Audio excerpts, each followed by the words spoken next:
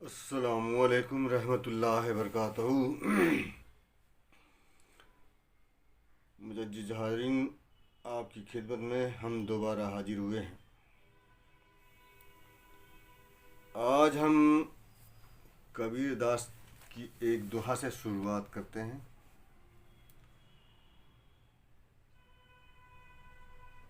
मालिन आवत देख के कलियन कहे पुकार। मालिन आवत देख के कलियन कहे पुकार। फूले फूले चुन लिए कल हमारी बार। कलियाँ जो बागीचे में होती है वो आपस में बात कर रही हैं। क्या बात कर रही हैं? फूले फूले चुन लिए कल हमारी बार। कि जो खिल गई हैं, मालिन जो है उसे तोड़ के ले जा रही है, और फिर जब हम खिल जाएंगे तो फिर अब हमारी बारी होगी। यानी ईश्वर अल्लाह अल्लाह के पास हम सबको लौटना है। ये सबको पता है, लेकिन किसी को पता नहीं है। ये सबको पता है, लेकिन किसी को पता नहीं है। क्यों? क्योंकि वो भूल बैठा है अपने रब को, जिसने उसको अपनी ही जात में वापस लौटना है, उसके लिए पैदा किया है। इंसान को लौटना है अपने वतन की तरफ, अपने घर की तरफ। वो घर कौन सा है? वो घर है स्वर्ग, जन्नत।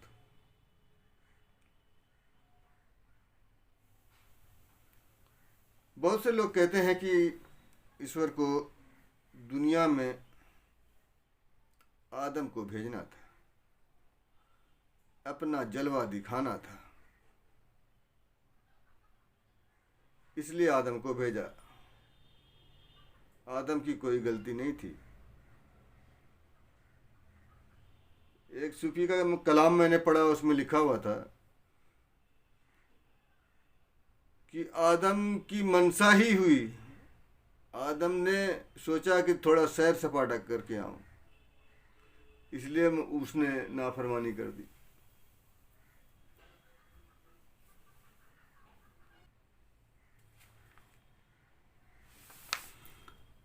अच्छा, दूसरा कविता है कबीरदास जी का।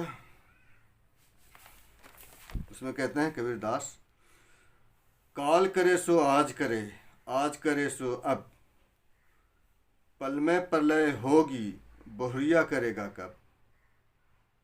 काल करे सो आज करे, आज करे सो अब, पल में प्रलय होगी, बहुरी करेगा कब। हम कोई भी अच्छा काम, नेक काम होता है तो उसमें टालते हैं। अरे यार, रहने दो, कल करेंगे, परसों करेंगे। ऐसा नहीं है।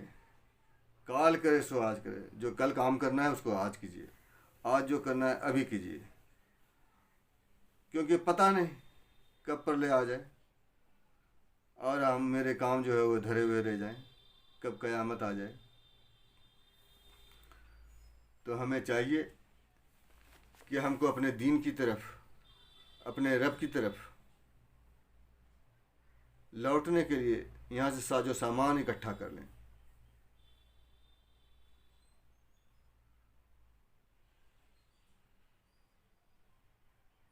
वक्त बहुत कम है, थोड़ा सा वक्त है।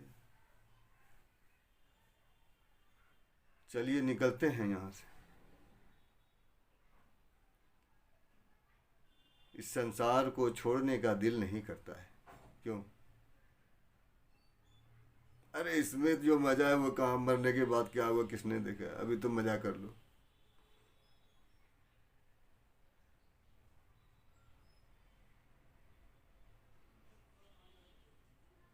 बहुत से लोग तो मानते ही नहीं ईश्वर है ही नहीं।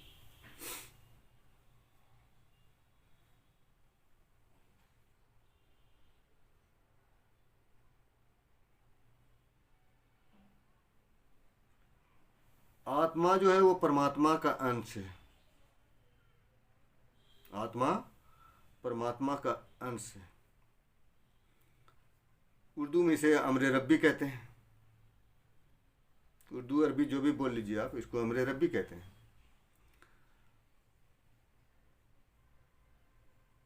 इसको हम थोड़ा सा गहराई से सोचते हैं कि आखिर ये परमात्मा है क्या, कौन है, कैसा है, कैसा दिखता है।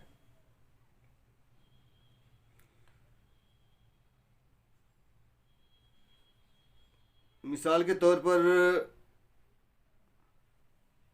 एक तरबूज ले लेते हैं।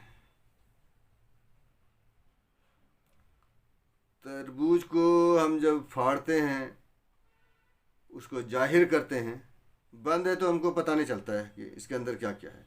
उसको जब खोलते हैं सब चीज़ अलग अलग करते हैं, बीज अलग कर देते हैं, छिलका अलग कर देते हैं, उसके अंदर लाल रंग होता है और उसके अंदर पानी होता है, मतलब कि अलग अलग चीज़ होता है।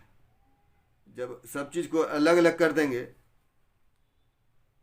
तो वो तरबूज नहीं है, वो उसका बीज हो गया। तरबूज का बीज, तरबूज का छिलका, समझ रहे हैं ना, तरबूज का छिलका, तरबूज का गूदा, ये लाल है, इसका ऊपर का हरा है। छिलका अंदर से लाल है और बाहर से हरा है। जो कुछ भी हम तरबूज के बारे में बयान करेंगे या जो कुछ भी बोलेंगे तो भाई ये तरबूज का छिलका है, ये तरबूज का बीज है, ये तरबूज का गूदा है। इससे क्या पता चलता है? ये सब कुछ तरबूज का है, सब कुछ तरबूज का है।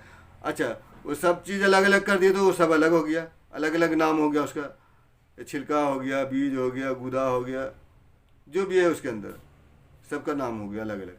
और उसको मिला दिया तो क्या हो गया? तरबूज हो गया। उसको मिला दिया तो तरबूज हो गया, और नहीं तो अलग अलग है तो वो। इसी तरह अल्लाह का ये एक भेद है।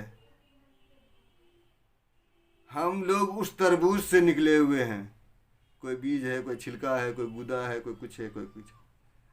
जब वो एक हो जाएगा, जब अपने आप में सिमट हो जाएगा, तो वो अल्लाह की जात अल्लाह हो जाएगा। क्यों? कैसा लगा? कुछ समझ में आया?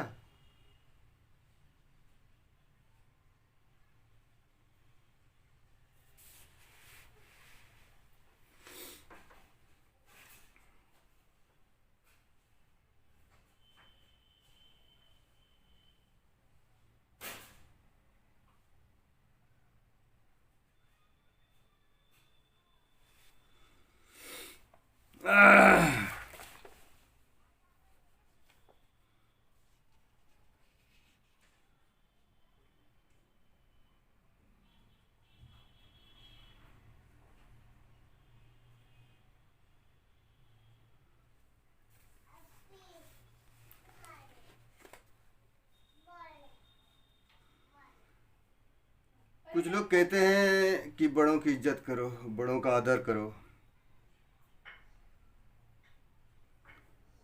हज़रत मुजद्दिद अब्दुल कयूम शाह रहमतुल्लाह अलैह का कलाम है कि छोटों को भी इज्जत करो, बड़ों की भी इज्जत करो, बूढ़ों की भी इज्जत करो।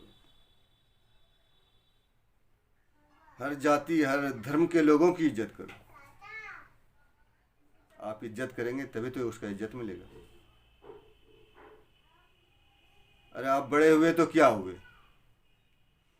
आप बड़े हुए तो आप दुनिया में पहले आ गए तो आप बड़े हो गए, ऐसा नहीं है। हम बाद में आए तो हम छोटे हो गए। अरे आप बड़े हो गए तो आप बड़े नहीं हुए हैं।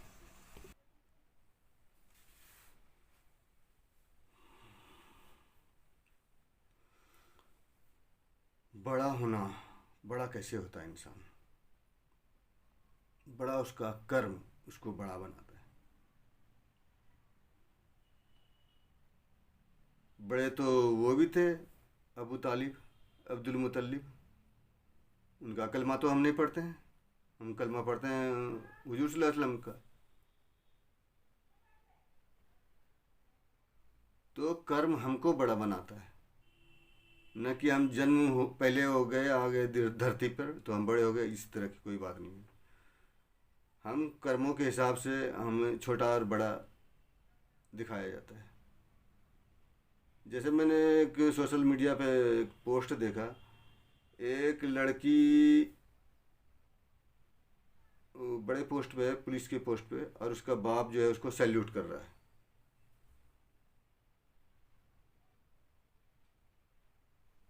तो उसका बाप जो है वो छोटे रंग पे है, उसको सैल्यूट करना पड़ेगा, ये नियम है।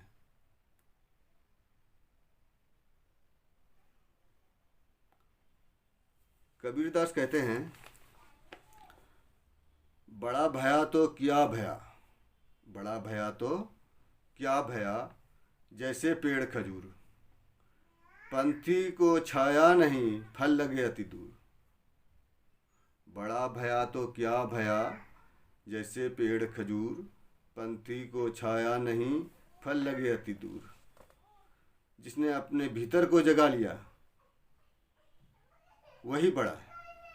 जिसने अपने भीतर को बढ़ा लिया, ये मेरा कलाम है, जिसने अपने भीतर को जगा लिया वही बड़ा है और वो दूसरों के काम आता है, वरना मनुष्य और जानवर में कोई फर्क नहीं।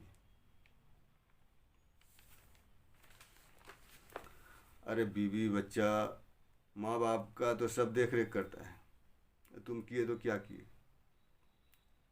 उससे अलग हट के करो।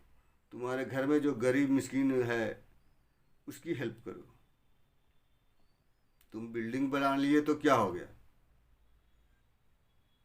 कोई तुम्हारा बाप दादा लेके गया है आज तक, बता दो किसी का नाम,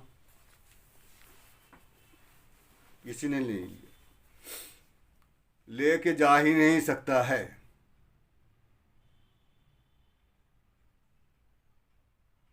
एक से एक कार्टून नेटवर्क हैं इस दुनिया में, लगे हुए हैं।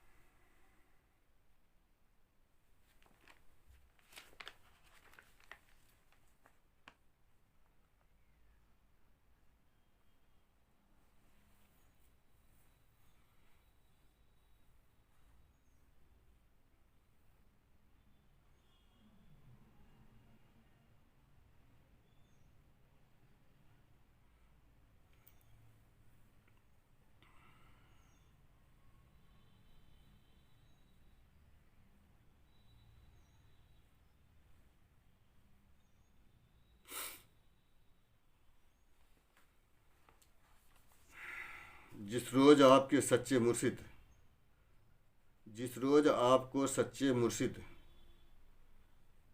गुरु मिल जाएंगे, उस रोज़ आप अंधेरे से उजाले की तरफ आ जाएंगे। ये मेरा इल्हामी कलाम है, जो आया था मैंने लिख लिया इसे। जिस रोज़ आपको सच्चे मुर्शिद गुरु मिल जाएंगे, उस रोज़ आप अंधेरे से उजाले की तरफ आ जाएंगे।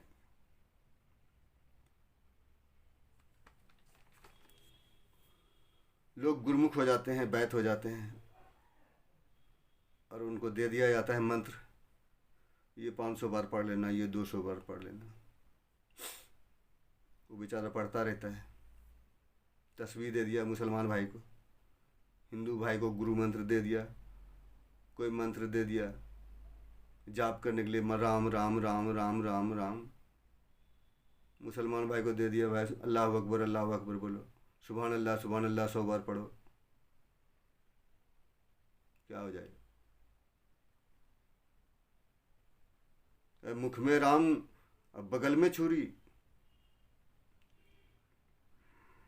मुंह में तो राम राम बोलता है लेकिन बगल में उसके छुरी रहता है। किसको काटूं और किसको खसूटूं। मियाँ भाई का यही हाल है।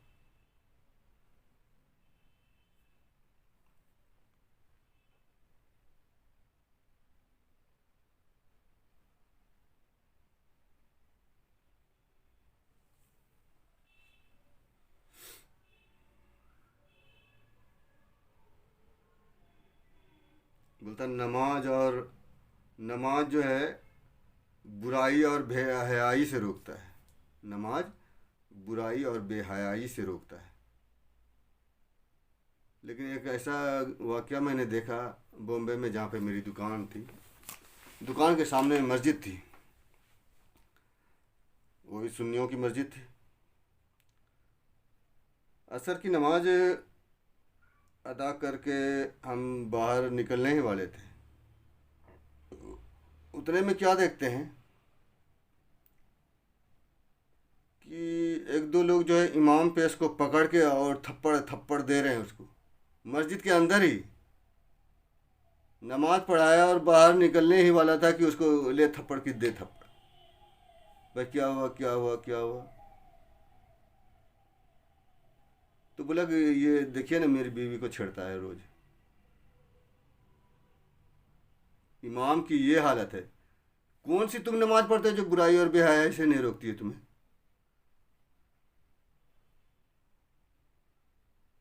अरे दिमाग में भूसा भरा हुआ है।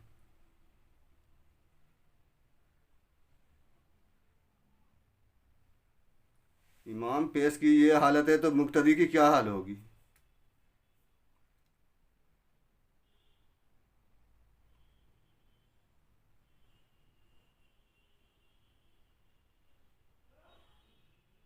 जाहिल इमाम और जाहिल मुक्तदी।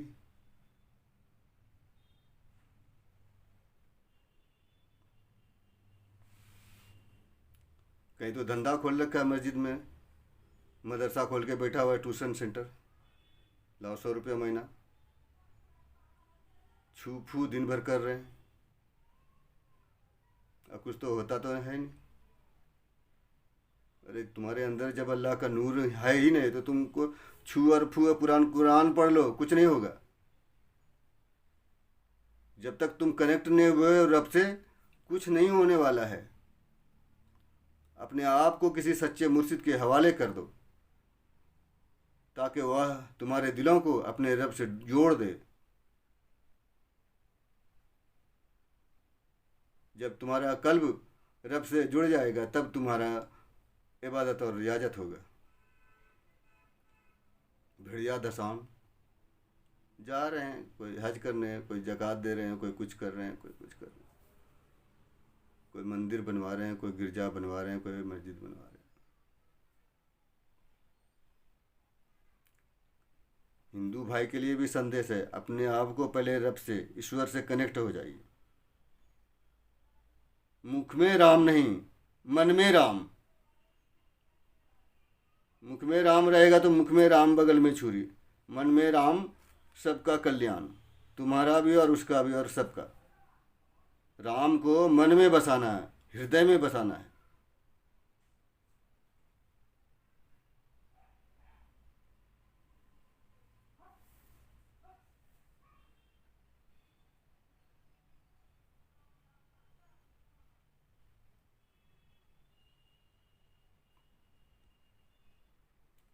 सच्चे गुरु को तलाश करें जो ज्ञानी हो, जो आपका कनेक्शन ईश्वर से करा दे, ताकि राम आपके मन में आ जाए।